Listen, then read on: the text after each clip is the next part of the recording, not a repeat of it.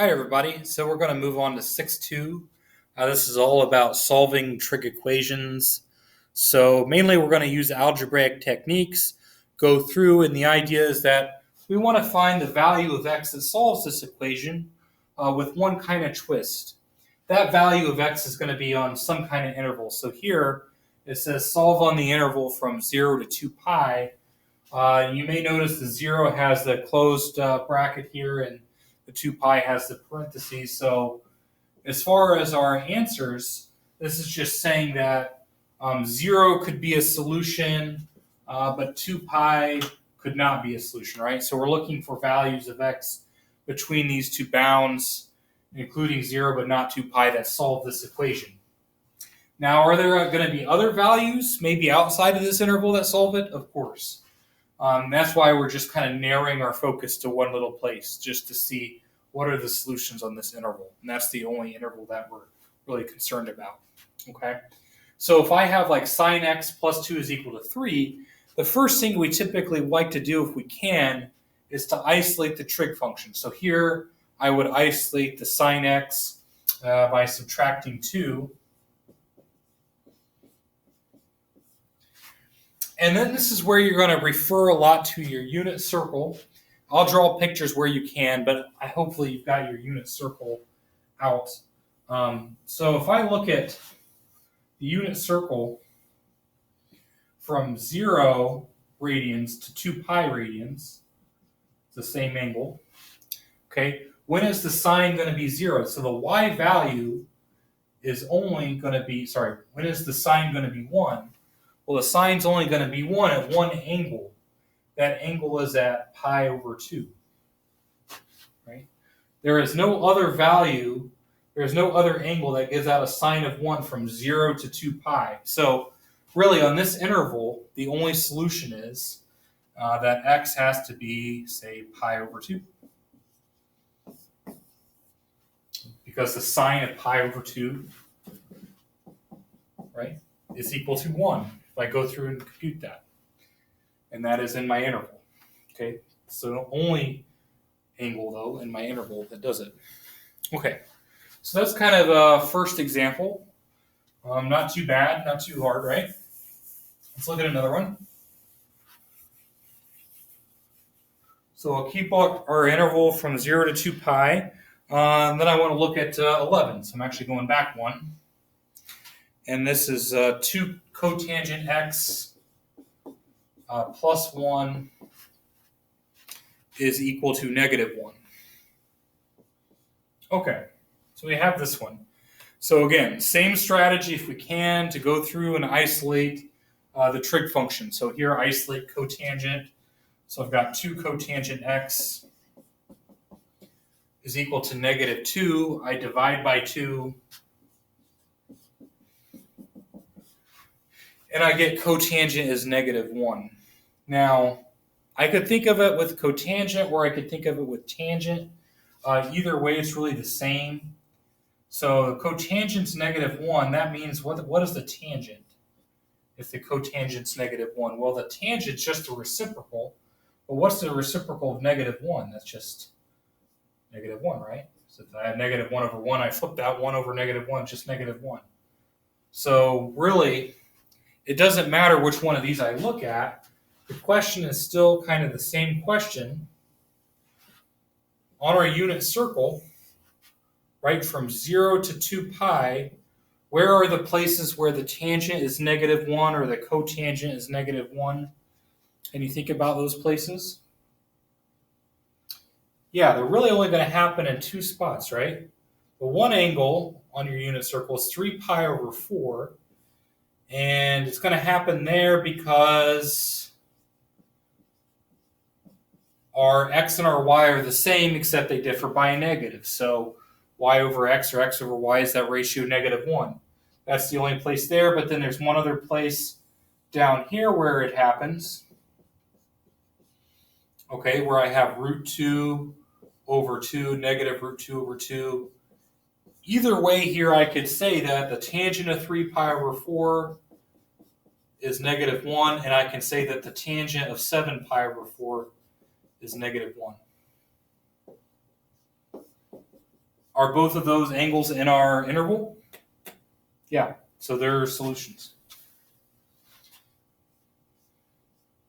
And I hope it doesn't matter too much on this one, well, whether I consider cotangent, whether I consider cotangent or tangent. It's really asking the same question. As I hope you see there. So I've got two solutions. I've got 3 pi over 4 and 7 pi over 4 here. Okay.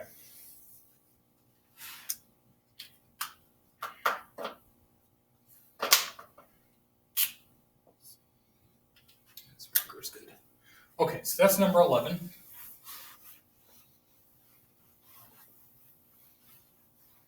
All right. Okay, let's look at 14.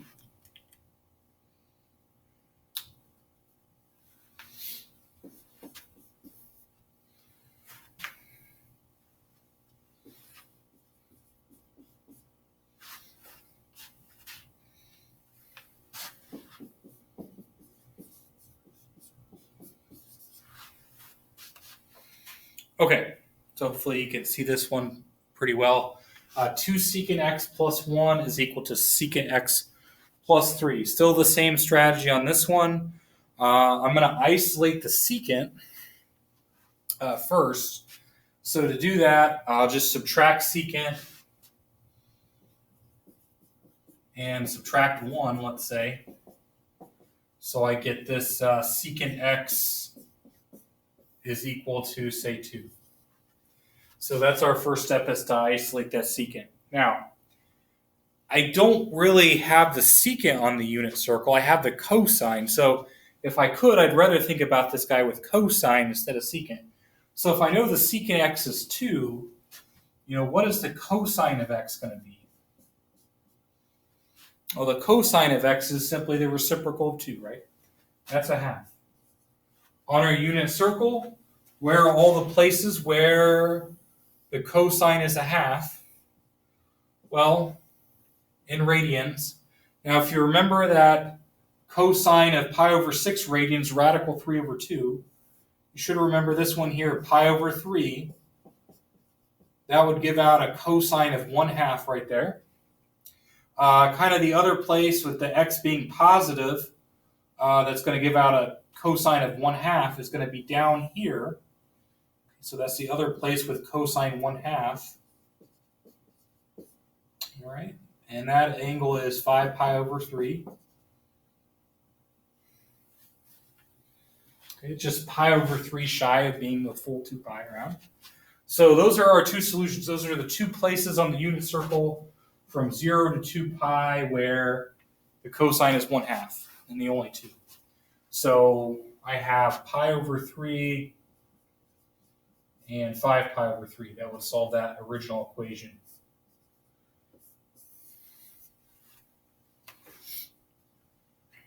Okay, let's look at 19.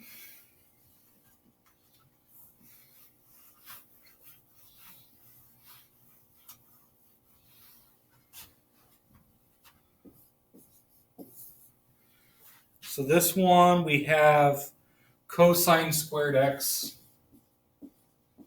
plus 2 cosine x plus 1 is equal to 0. Okay, so we kind of go through this, factor it like we did last week, right? What multiplies to cosine? And I should note that, okay, it's really impossible to isolate cosine of x here like I did on the other ones. So really our strategy is to factor, because it looks like a quadratic. I'll point that out first. So I would just factor this as cosine x plus 1 and cosine x plus 1. Okay. Now, from your experience with algebra, I mean, I'm going to have the same root multiple times. Really, since I have those identical factors, really I only need to look at one, right? So I have cosine x plus 1 is equal to 0. I really am just interested in solving that equation. So that means the cosine of x is -1, and I want to find the place where that happens on the unit circle. So when is the cosine, when is the x value going to be negative 1. Well, on our unit circle, our x value is going to be negative 1 here at pi radians. So looks like our only solution to this equation then is going to be pi.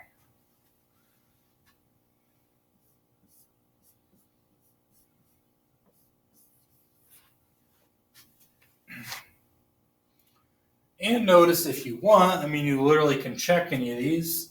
Like if I plug this back in, what's cosine of pi, say squared, plus 2 cosine of pi plus 1? That's negative 1 squared plus 2 times negative 1 plus 1. 1 minus 2 plus 1, yeah, that's going to be 0. That checks. I don't need to check this solution, okay? I didn't do any operations that are going to give me extraneous solutions here. But just showing you that you can check your solution if you do want to, if you want to plug it in and do that. Okay. Let's look at number 20. And I think I would like you to solve this one, or try this one first.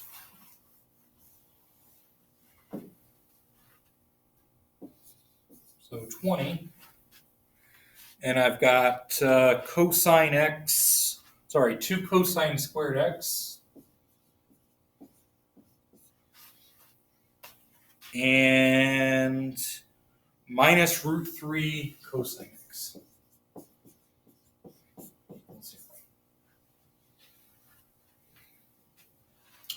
Okay, so pause it, try to solve it, and see what you get. Okay, if you haven't paused it yet, pause it. All right. I wanna kind of point out something that I've seen students do. Hopefully, you guys know not to do this, right? Can I divide both sides by cosine? So can I do this? Say, divide by cosine. This becomes a 2 cosine minus root 3 is 0. Okay. Did anyone of you do that? Okay, hopefully you didn't. Why can't you not do that? Well, if I'm dividing by this cosine of x, I don't know whether or not it's 0. I might be dividing by 0, right? So in general, I can't divide by a variable unless I know it's strictly non-zero. And in particular with cosine x, that could be 0, right? Definitely. So we can't divide by it. So I cannot take that approach. Okay, so what you would need to do instead would be to factor this. And you just factor out a GCF here. So factor out cosine x.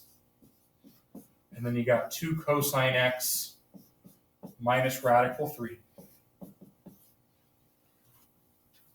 So that means that either cosine x is 0 or 2 cosine x minus radical 3 is 0. Okay. Now solving this one on the right, I get cosine x is equal to root 3. 2 cosine x is equal to root 3. Cosine x is equal to radical 3 over 2. So I have 2 equations, and I need to look at the solutions to each one. When is the cosine 0 on the unit circle?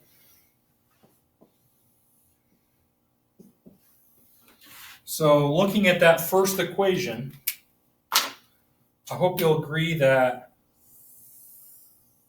cosine is going to be 0 here and here. So at pi over 2 and 3 pi over 2 are both values that solve this first equation. Okay, cosine of pi over 2 is 0, cosine of 3 pi over 2 is 0. So those are solutions that solve that first equation. So that's a check. And then I move on to the second equation. Well, where is the cosine going to be radical 3 over 2? You can probably tell me the one value is pi over 6. Pi over 6 radians gives a cosine of radical 3 over 2. What's the other place that gives a cosine of radical 3 over 2? Kind of by symmetry here, you think about it. Pi over 6 is just a pi over 6 shy. It's 11 pi over 6, right? Is the other value. So pi over 6 and 11 pi over 6 are also solutions to this equation. And so I add them to my total tally here, pi over 6 and 11 pi over 6. And those are all solutions to this equation.